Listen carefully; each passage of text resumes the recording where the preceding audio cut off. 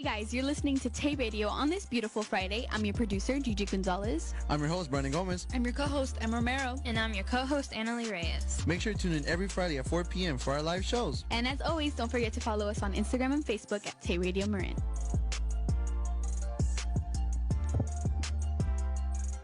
Welcome back to Tay Radio Marin. I'm your host, Annalie Reyes. And I am your co-host, Santi. And today's show, we will be talking about the current fires that has been going on and how we can prepare ourselves with the evacuation plans and about like the power shutoffs that may be coming in case the fires have conflict with the electricity. So before we begin, I do want to mention that we do not want to scare our audience or anything like that. We do want to keep this positive and but also be prepared in case something unexpected does happen. And like I said on the promo, it's better off to expect the unexpected so it can just be smoother in that way, I guess, and you won't be hit by a wall if you just didn't prepare yourself, and that's all I wanted to say before we started. And I wanted to tell you guys my experience when I first saw the storm. It was crazy. I was sleeping. I had my window open because I like breathing in fresh air. It just helps me. I just love it. But I had my window open and then I hear these loud noises. I'm like, is that the music? Because usually for me, I play music, calming music, so it can help me fall asleep. And I was like, is that my music? And then I paused it. I'm like, whoa, that's so loud. It's still playing. And then I look outside and it's dark and windy. I'm like, that's outside. That's so scary. And so I close my window and I'm just terrified. And then I see lightning. So I'm like, oh, hello. I'm like, no, not today. And so I went to go check on my mom. I'm like, Mom, do you hear that? She's like, yeah, it's lightning. I'm like, okay, I'm gonna go to sleep in your room. And so I just went to her room. But on that day I had work, so I had to go at 7 a.m. But at this time it was 4 a.m. So I only had about 2 hours of sleep. But I didn't sleep well. I was just hearing the thunderstorms and just praying that I won't get struck by lightning because I was terrified. But I don't know, Santi, what was your experience? It was really hot that night too, so I had the window open and the blinds were open, so I could just see little flashes, and I was like, okay. And then we had all the windows open in my house, and I think it was the bathroom door that was open, and when the wind hit, the door just slammed, and that's when my whole family woke up. We're like, what's going on? Who fell? And I have a little brother, so we thought he fell on the floor, from his bed. But no, it was just sliding, and we just freaked out. Right away, the first thing we did is we looked outside the window. We saw there was lightning, and we were just like, what is going on? And I have chickens. I have 3 little chickens in my house. So the first thing we did was look outside to see if they were okay. And we just saw their house being moved. So it was really interesting. It was very scary for people who have never seen lightning before. So I'm from Guatemala, and when I go to Guatemala, I see lightning, all the time. But my neighbors, they were so scared, and I was like, who wouldn't? You could see outside and all the lightning. It was just crazy. But we're okay. Nothing really big happened with us. So that's the good thing, is that we were okay. Yeah, when I was in childhood, I lived in Guatemala when I was 1 year old, and I mean not 1 year old. I was 5 years old, but I lived there for a year, and I was used to lightning.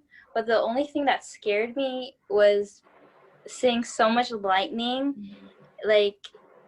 Usually here in California, we only see one lightning per an hour or 30 minutes, but this was consecutively. and I was like, what is going on? Like, this never happens. And like, I heard like the news that it was a lot of lightning. I think it was like in the 100,000s of lightning strikes. So like, it's just, I don't know, like, it surprised me and scared me at the same time. Like, saying that, I'm like, Yeah, it's not very common here. So yeah. it's especially if you don't, you're not used to it, and all of us are not used to it. And just getting to see that, and especially you sleeping, it's just it gets you surprised even more. Yeah, it startles you. Yeah, it does. Yeah, do you want to explain like where the current fires are starting, like, or where it started? Yes, so some fires have started due to the lightning, the storm that happened. And right now, if you go outside and probably look outside your window, you might be seeing smoke. It's not cloudy, it's smoke. And some of the fires that are going on right now near us, there's one in Point Reyes, and then there's one in Santa Cruz, and some in Sonoma and Napa. So we're close to all these areas, which is why if you live here in Marin, you're getting all of that smoke in. But if you guys want more information, we'll leave a link down below on the Facebook comments for you guys to find out more how much these fires are contained. And so the link that she just mentioned, it's updated like I think almost every morning. Right now we're recording on Wednesday, so right now it's updated on August 25 at 9 a.m. So it's called San Francisco. It's sfchronicle.com/project/California-fire-map/. So anyone in the radio who's hearing us, you can check that out. And so what containment means that a line would have been dug around the perimeter of the fire, but the fire itself is still expected to burn for weeks or months. So the amount of percentage depends on how much the firefighters were able to enclose the fire by a control line. And these control lines are barriers that are used to stop a fire from spreading. So I didn't know it was containment and why they had a percentage. So I had to look this up and make sure I knew it and inform my youth audience in case they didn't understand or anything like that. And to explain it further, I have some examples. So if it were to say 15% contained, then that means the control lines would have completed around 15% of the fire perimeters. And if it says 100% contained, that means that the fires were able to manage to complete a perimeter around the fire and stop it from spreading. So it won't, 100% containment does not mean the fire has stopped.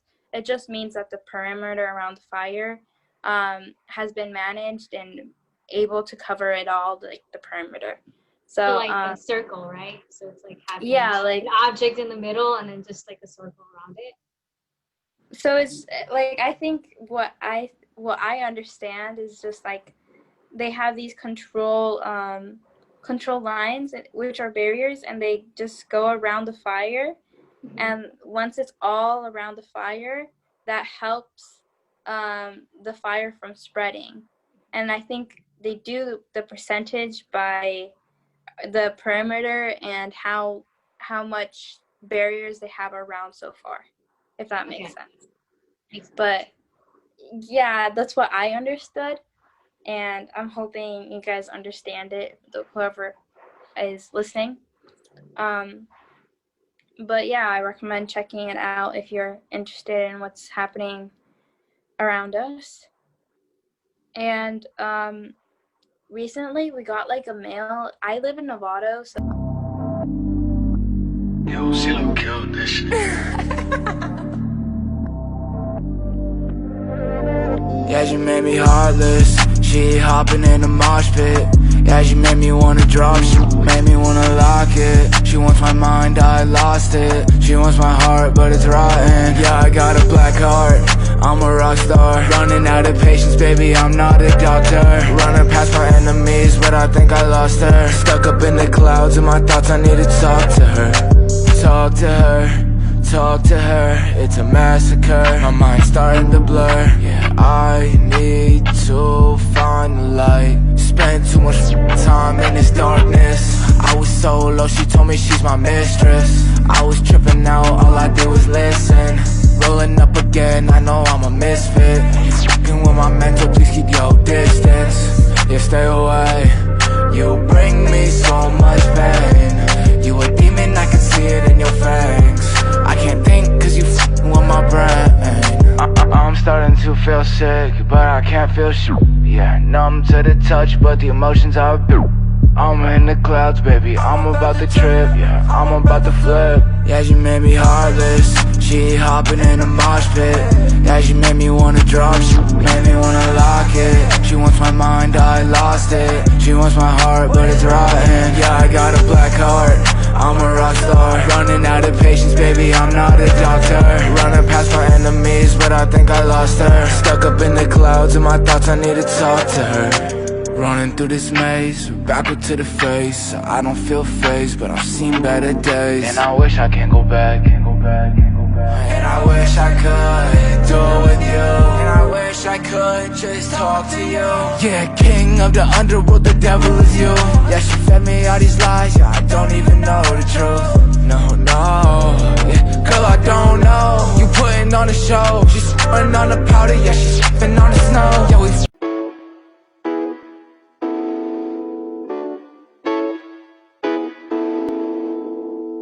Tay made this. Hey,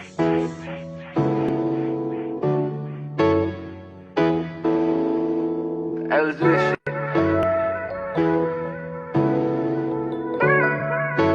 Hey, it's Craig Summer.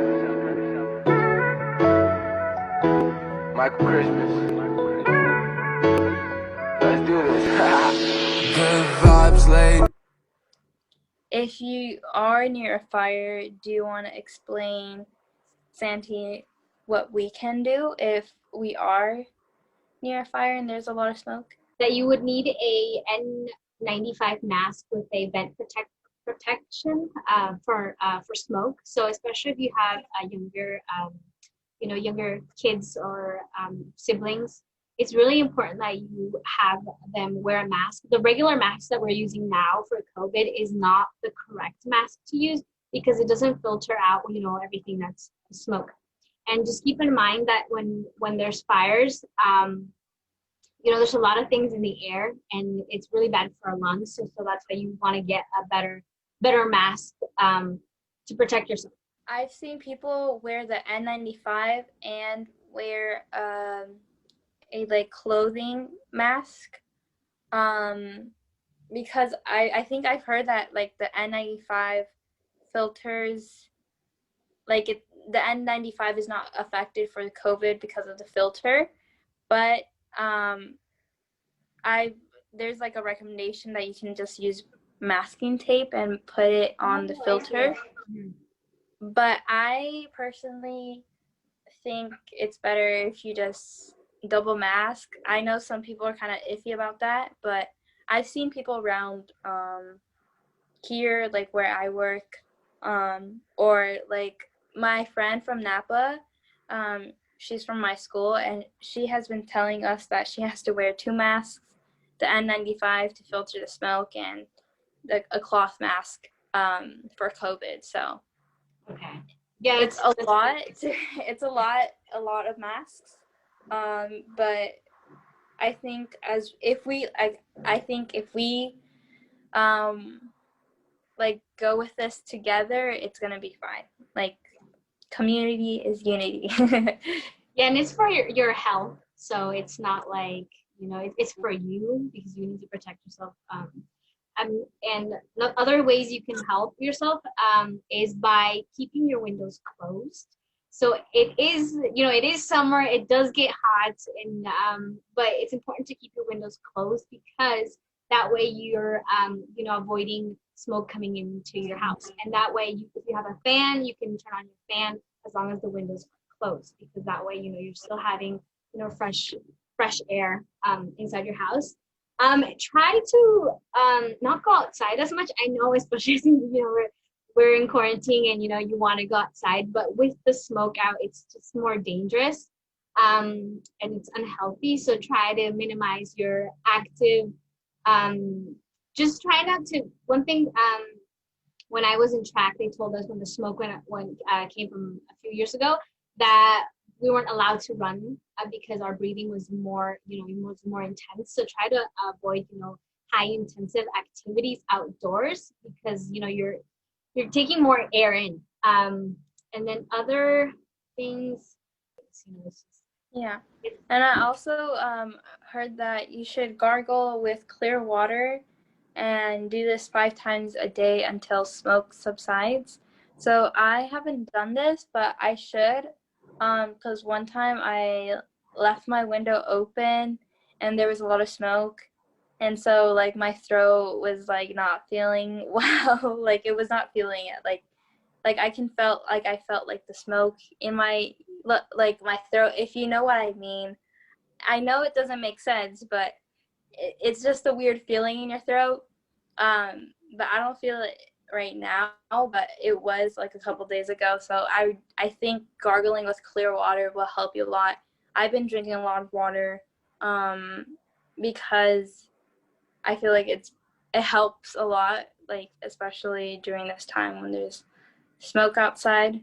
So yeah. let us know if that works for you guys. One recommendation that I have is washing your eyes with water, because I realized that I have like headaches and I kept questioning myself, why is this going on? But I realized it's because of the smoke. So my eyes, are exposed to smoke, and so my eyes hurt, my head hurts. So what I've been doing is washing my face and just making sure I refresh my eyes, because smoke does hurt when you get watery eyes. So Yeah, just a like, tip that I can give. yeah, like when I go outside, it's so smoky, and my eyes like put extra effort to look clearly. So I think that's why like my eyes hurt and my head hurts, because I'm putting too much effort into looking better outside. But we also want to move on to like emergency go bags in case we do have an evacuation around and there's like a wildfire starting around our place or nearby where you live. And we recommend you to bring face masks and coverings for 2 per person. I know this is important because you may need to go to a shelter to get help, and during COVID, it's really hard to let people in. So there's like shelters enforcing social distancing, wearing masks, and taking temperature. So I really recommend to put at least 2 face masks in the bag per person. Um, so it can be much smoother when you need help to go in a shelter place. Yes, and as well as making sure at least 2 routes out of your home, because if fires get really intense and you just rely on one route, you could get stuck. So just making sure you have different ways to get out of your town, your community, which is really important. And then make sure you bring your any medical prescription supplies. This can include band-aid, bandage, anything like emergency that you would need. Just make sure you have it with you. Extra set of keys, your eyeglasses, and I would recommend sometimes sunglasses because of the smoke, but as well as contact lenses. And then clothes. Just bring what you need. Just don't take a lot of things. Just bring what you need. What's important, because again, you would need to carry all of these things. So, right. And I recommend bringing a flashlight. And if you do have the money to buy a portable battery pack, then I recommend you to do it. If not, I would just charge my computer and use the USB charger to charge my phone in case I do need to do that. But it won't last long. It would only last for a few hours, honestly. But and if you do have money to do so, like to buy canned foods, we recommend putting that in your go bag. I know not everyone has the luxury of having food and buying food. But I know like the food bank, they give canned foods. So I recommend eating the fresh food first, and if you do have spare canned foods, to save it and put it in your go bag just in case. But if not, I'm sure there will be help with that, because we're all in this together. So yeah. Now we want to shift with the power shutoffs. I know there's a lot we need to prepare for, but this is just, if we just do it right now and just leave those bags, then it's like it's something less to stress about because you already prepared, you know. Even though like it may be worse at the end, but I don't know what I'm coming at, but it's always better to prepare. So